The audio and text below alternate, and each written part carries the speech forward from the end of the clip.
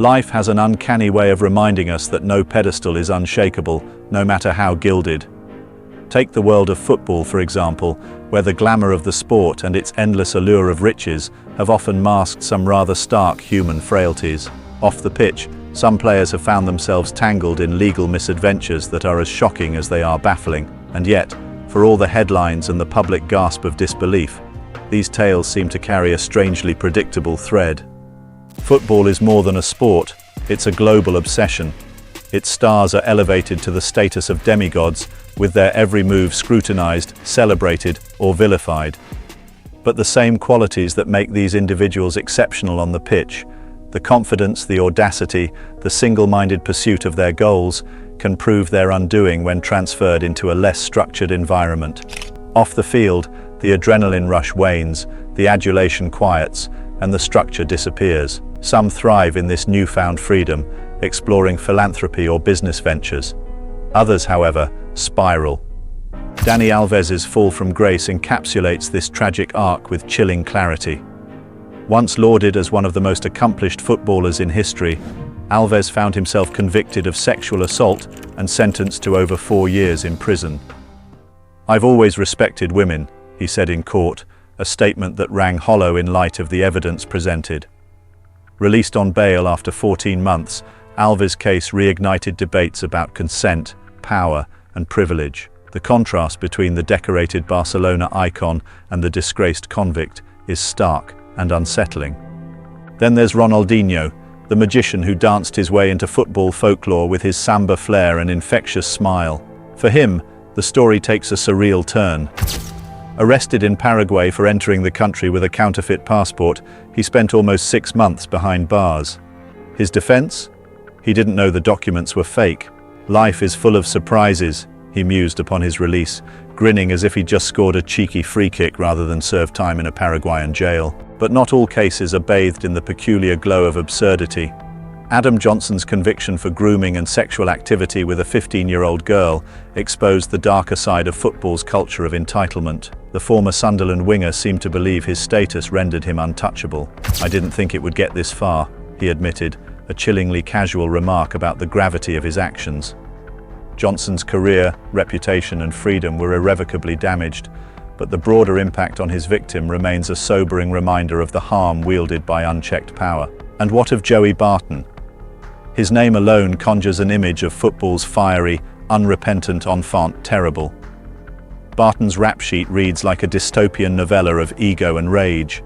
From assaulting teammates in training to violent episodes on nights out, culminating in a prison sentence for assault and affray in 2008.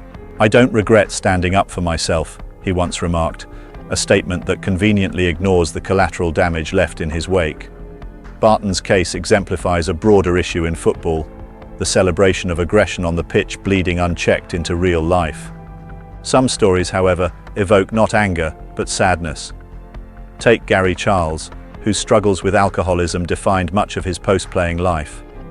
Known for being the recipient of Paul Gascoigne's infamous lunge in the 1991 FA Cup final, Charles later faced his own demons. A series of drink-driving charges culminated in a 12-month sentence in 2012. His story isn't one of malice, but of a man struggling to cope, a tale of addiction and the toll it can take. For others, prison came not from personal failings, but from sheer arrogance. Enter Marlon King, who boasts not 1, but 3 stints behind bars. His crimes ranged from handling stolen goods to sexual assault to a hit and run that left a man injured. King's career was a patchwork of talent punctuated by chaos, a player who seemed to believe the rules of society didn't apply to him. "I've always been misunderstood," he claimed, a sentiment unlikely to be shared by his victims. Fabrizio Micoli's downfall, on the other hand, feels like a scene lifted from a gritty Italian crime drama. The former Palermo striker, known for his nimble feet and sharp finishing, found himself entangled in mafia-aggravated extortion charges. "I made a mistake, but I am not the person the media says I am," he stated.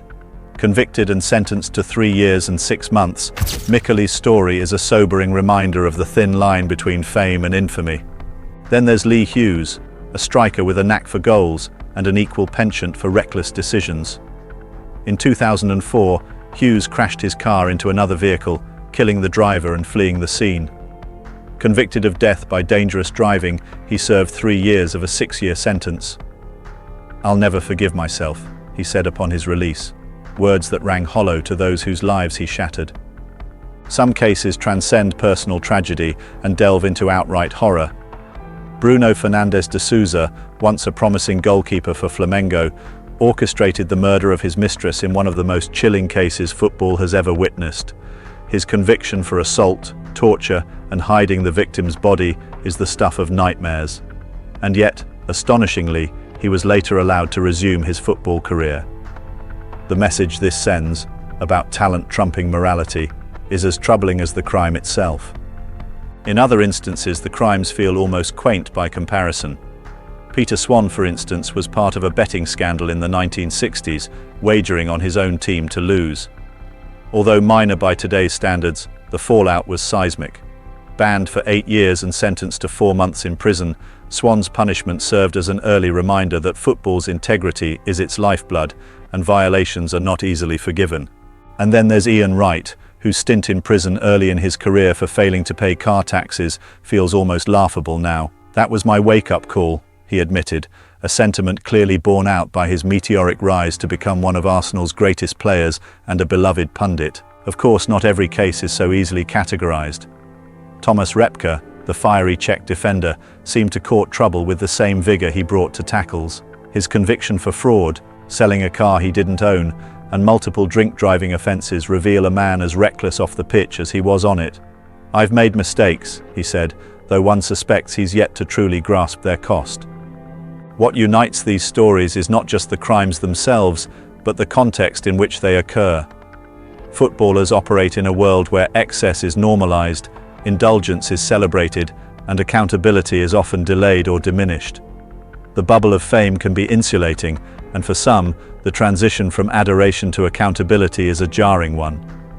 But perhaps the most unsettling aspect of these tales is the sport's willingness to forgive. For every Bruno Fernandes de Souza, whose crimes shock the conscience, there's a club willing to offer a second chance. For every Ronaldinho whose antics border on the absurd, there's an audience eager to cheer his return. Football's capacity for redemption is admirable, but it often comes at the expense of justice.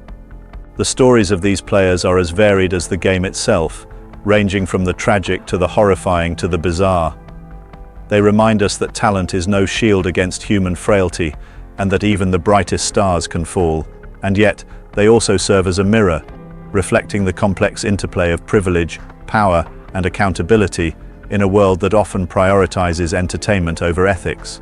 In the end, these tales linger not because they shock, but because they resonate. They force us to confront uncomfortable truths about the idols we create and the systems that sustain them.